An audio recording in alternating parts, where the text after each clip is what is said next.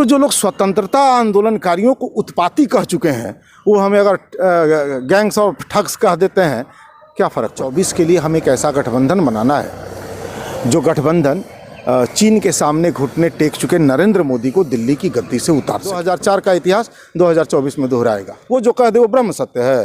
अरे झूठों की पार्टी है, छोड़िए इनकी बात।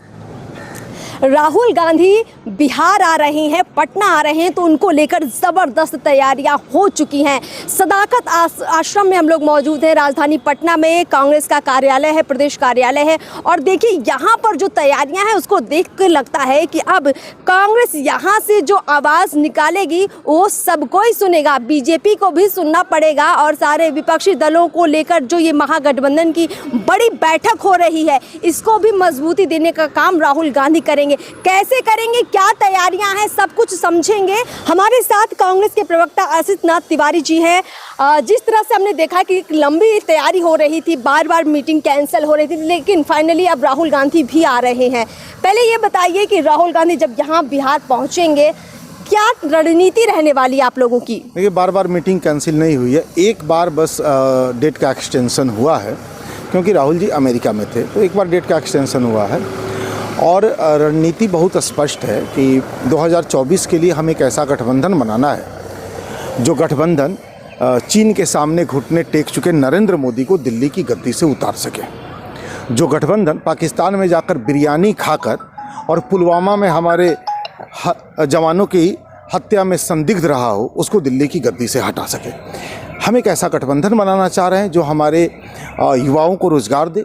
हम एक ऐसा गठबंधन बनाना चाह रहे हैं जो हमारे देश को सुरक्षा की गारंटी दे, जो हमारे देश की अर्थव्यवस्था को मजबूत करे। अभी हमारा देश एक ख़तरनाक हाथ में है, एक ऐसे हाथ में है जिसने हमारी तमाम सार्वजनिक संपत्तियां बेच दी, महंगाई से लोगों का जीना मुश्किल कर दिया, नौजवान फांसी के फंदों पर लटक रहे हैं, उनके सामने संभावनाओं का कोई द्वार नहीं है। और चीन हमारे सीने पर सवार होकर हमारी ज़मीन पर कब्जा कर चुका है, उसके खिलाफ चू तक बोलने की हिम्मत पीएम में नहीं हो रही है। तो हम एक ऐसा गठबंधन चाहते हैं जो ऐसे कायर, डरपोक, चीन परस्त, पाकिस्तान परस्त प्रधानमंत्री को गद्दी से हटा। आपने नरेंद्र मोदी और बीजेपी को लेकर जो अभी ये वाक्य कहे हैं, बीजेपी ने आपको ठग्स ऑफ हिंदुस्तान कह दिया है कि सारे जितने चोर हैं सब इकट्ठा हो गए हैं पटना में, राजधानी में। आज़ादी की लड़ाई चल रही थी, तो आज़ादी की लड़ाई को कमज़ोर करने के लिए अंग्रेज़ों ने एक प्रस्ताव दिया कि ठीक है, आप लोग अपनी ही सरकार बनाइए, चलिए हम ही आपका चुनाव करवाते हैं। कांग्रेस ने कहा ये मंजूर नहीं, हमें पूर्ण आज़ादी चाहिए। उस समय श्यामा प्रसाद मुखर्जी, जिनके अनुयायी भारतीय जनता पार्टी के नेता हैं, मोहम्मद अली जिन्ना, इन लोगों ने अपना एक गठबंधन बनाया और चुनाव लड़े। इन्होंने अपनी सरकार बनाई। भारत छोड़ो आंदोलन जब शुरू हुआ तो इन लोगों ने भारत छोड़ो आंदोलनकारियों को उत्पाती कहा। तो जो लोग स्वतंत्रता आंदोलनकारियों को उत्पाती कह चुके हैं, वो हमें अगर गैंग्स और ठग्स कह देते हैं, क्या फ़र्क पड़ता है। ये तो आज़ादी के लड़ाकों को उत्पाती कह चुके हैं। अच्छा, सबसे बड़ा सवाल, अगर सारा महागठबंधन साथ आ जाता है, आप लोगों की सीटों पर एक मत हो जाते हैं, प्रधानमंत्री का चेहरा कौन होगा। राहुल गांधी के लिए सब लोग राजी होंगे। 2004 में प्रधानमंत्री का चेहरा कौन था? जब अटल बिहारी वाजपेयी प्रधानमंत्री थे, तभी तो भाजपा के लोग कहते थे कि यूपीए का प्रधानमंत्री का चेहरा कौन। हमारा कोई प्रधानमंत्री का चेहरा नहीं था।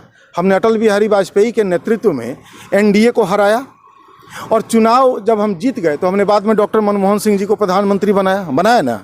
उस समय भी हमारे पास कोई चेहरा नहीं था। उस समय भी भाजपा के लोग यही चेहरा रखते थे, हम ऐसे भी इनको हरा देंगे। 2004 का इतिहास 2024 में दोहराएगा।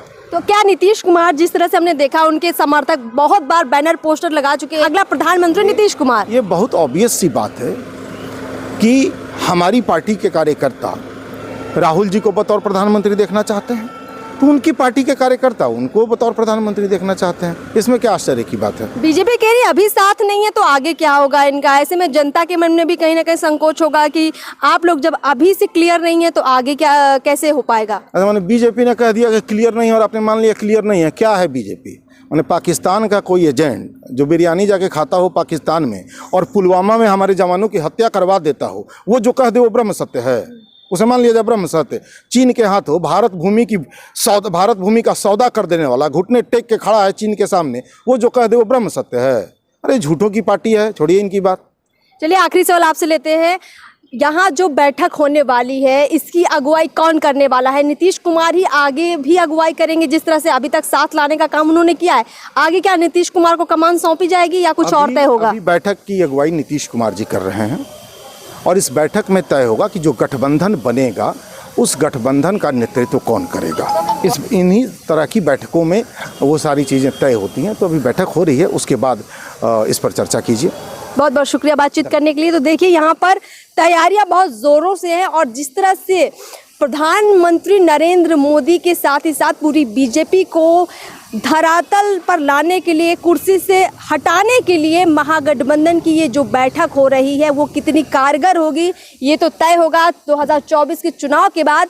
लेकिन ऐसा लग रहा है कि महामुकाबला होने वाला है, क्योंकि राजधानी पटना में एक तरफ बीजेपी पोस्टर वार कर रही है तो सड़कों पर, गलियों में जगह जगह महागठबंधन के बड़े बड़े नेताओं के पोस्टर, बैनर पटे पड़े हैं।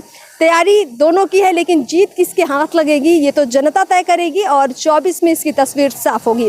फिलहाल इस खबर में इतना ही। चैनल को सब्सक्राइब कीजिए, फेसबुक पेज को फॉलो जरूर कीजिए। नमस्कार।